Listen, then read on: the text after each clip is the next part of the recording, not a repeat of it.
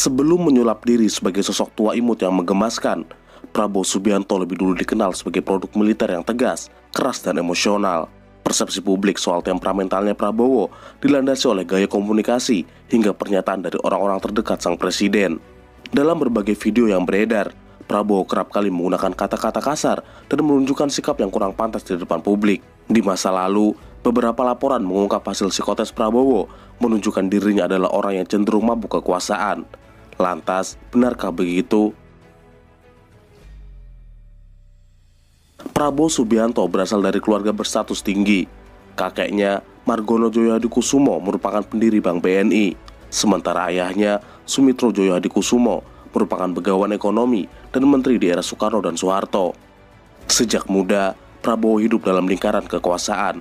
Lahir ketika ayahnya menjadi menteri, karir melejit di militer, kemudian menjadi menantu presiden yang berkuasa selama 32 tahun. Memulai pendidikan di Akabri pada 1970, Prabowo harus telat lulus 1 tahun karena pelanggaran disiplin. Selanjutnya, Prabowo meneruskan pendidikan komando di Batu Jajar, Bandung sebelum resmi bertugas di Komando Pasukan Sandi Yuda atau kini dikenal sebagai Komando Pasukan Khusus. Uniknya, dalam laporan yang dimuat Panji Masyarakat dan Forum Keadilan, rapat para instruktur khusus dasar Sandi Yuda sempat berlangsung lama saat penentukan kelulusan Prabowo. Prabowo dikenal cerdas dan nilai rata-rata akademisnya tinggi, tapi kurang di bidang fisik. Ia cepat lelah dan sering tertinggal dari siswa lain apabila melakukan latihan lari. Laporan tersebut juga menyebutkan hasil psikotes menunjukkan Prabowo punya kecenderungan mabuk kekuasaan. Jika diberi kekuasaan, dia cenderung menyelewengkan kekuasaan itu. Para pelatih juga memberi catatan khusus tentang penampilan Prabowo. Meski berkemauan kuat dan memiliki kemampuan manajemen yang baik, Prabowo cenderung bertindak dengan cara dan nalurinya sendiri. Prabowo juga pernah berselisih dengan atasannya, Jenderal Faisal Tanjung. Gara-garanya, Prabowo mendesak Panglima ABRI itu mempercepat pengangkatannya menjadi komandan pasukan khusus. Gaya Prabowo yang terkesan keras berasal dari budaya militer yang melekat dalam dirinya selama puluhan tahun. Sementara sifatnya yang temperamental diakui sendiri oleh sang ayah dan adik kandungnya. Dalam sebuah wawancara dengan Tempo pada 1999, Sumitro Djoyohadikusumo mengatakan bahwa Prabowo memang memiliki sifat arogan dan temperamental. Bahwa Bowo itu arogan, iya, kesannya memang begitu. Bahwa dia temperamen, iya, kata Sumitro.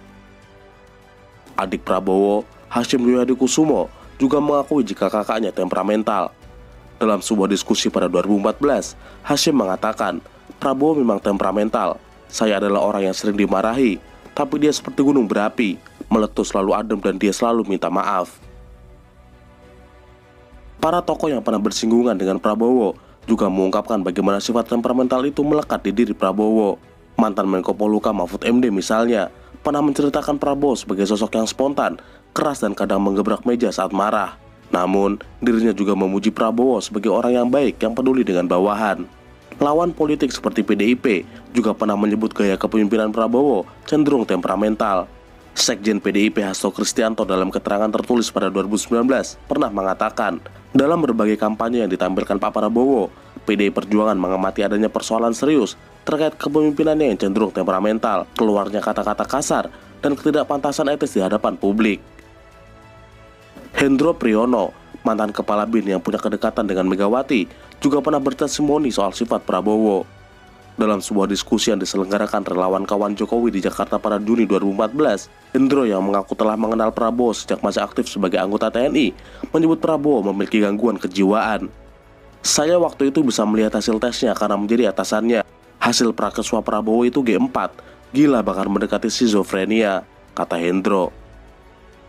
Hal ini tentu memantik perlawanan dari pihak Prabowo. Hendro bahkan dilaporkan ke polisi oleh sebuah komunitas karena pernyataannya yang dianggap menghina Prabowo. Beberapa pihak juga menyebut pernyataan ini hanyalah strategi lawan politik untuk membunuh karakter Prabowo di Pilpres 2014. Banyak sumber yang menyebutkan bagaimana Prabowo begitu mudah tersulut emosi. Masalahnya, cerita-cerita ini masih sebatas rumor tanpa didukung bukti yang jelas. Sudah dibantah dan kerap dikeluarkan oleh lawan politik di masa-masa pemilu. Menjelang Pilpres 2024 misalnya, Prabowo diserang isu menampar hingga mencekik Wakil Menteri Pertanian Harvey Kasnul Kolbi dalam rapat terbatas di Istana Presiden. Pada Pilpres sebelumnya, Prabowo juga diberitakan menampar Sandiaga Uno selaku pasangan cawapresnya. Jauh sebelum itu, Prabowo juga dikabarkan protes hingga menggebrak meja karena masih ada pihak yang meragukan keislamannya dalam pertemuan Dewan Penasehat Persaudaraan Alumni 212 di Hotel Sultan Jakarta pada 2018. Pada 2009, Prabowo disebut marah hingga melempar ponsel ke arah Surya Dharma Ali karena P3 menarik dukungan dari Gerindra. Sikap Prabowo terhadap para pengkritiknya dengan ucapan dasmu juga dianggap beberapa kalangan sebagai hal yang kurang etis dilakukan oleh seorang presiden. Hal ini juga menguatkan persepsi publik bahwa Prabowo adalah orang yang keras dan temperamental. Sementara Prabowo sendiri menganggap pernyataan seperti itu merupakan hal yang biasa dan tak perlu dibesar-besarkan. Sejak 2019 hingga 2025, Prabowo beberapa kali melontarkan kata dasmu secara langsung di hadapan publik. Pertama, saat Prabowo mempertanyakan pertumbuhan ekonomi yang disebut-sebut tumbuh 5% dalam kampanye di Stadion Pakansari Bogor pada 29 Maret 2019. Pertumbuhan ekonomi Indonesia adalah 5%. 5% dasmu. Kedua, saat Prabowo menanggapi isu etika terkait putusan MK soal pencapresan Gibran Rakabuming dalam Rakornas Gerindra di Jakarta pada 15 Desember 2023. Soal etik. Dasmu etik. Ketiga, ketika menanggapi kritik dalam acara HUT ke-17 Partai Gerindra di Sentul Bogor pada 15 Februari 2025. Negara kita sangat besar. Sudah kita mulai bergelar sekian ratus, sekian. Masih ada yang komentar, iya tapi belum banyak. Kalau nggak ada wartawan, saya bilang ada orang-orang pinter. Kabinet ini kabinet gemuk, terlalu besar.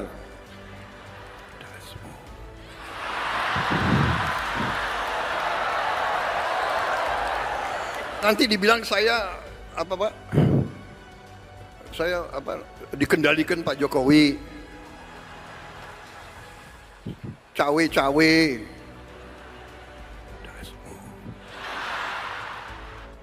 Lantas, dari sikap dan rekam jejaknya, apakah Prabowo memang bersifat keras dan sulit mengontrol emosi? Pada 2019, Hamdi Muluk, seorang psikolog politik, pernah menyebut Prabowo sebagai sosok yang cenderung gegabah dalam mengambil keputusan, memiliki sifat emosional yang kuat yang kadang terlihat seperti temperamental di mata publik. Namun, belum ada penelitian ilmiah yang secara eksplisit menyimpulkan Prabowo sebagai sosok yang keras dan temperamental dengan bukti psikologis yang kuat. Kebanyakan hanya menjadi narasi politik yang terus diulang, yang dilandaskan pada rumor dan asumsi pribadi tanpa data yang kredibel. Terlepas dari itu, Prabowo sebenarnya menyadari bahwa dirinya kerap dipersepsikan sebagai sosok yang keras dan menyeramkan. Prabowo memaklumi dan mengatakan bahwa kehidupannya sebagai prajurit memang membuatnya menjadi tegas dan keras. Namun, menurut Prabowo, di balik stigma keras dan seram itu, ia merupakan sosok yang lembut hati dan mudah terharu.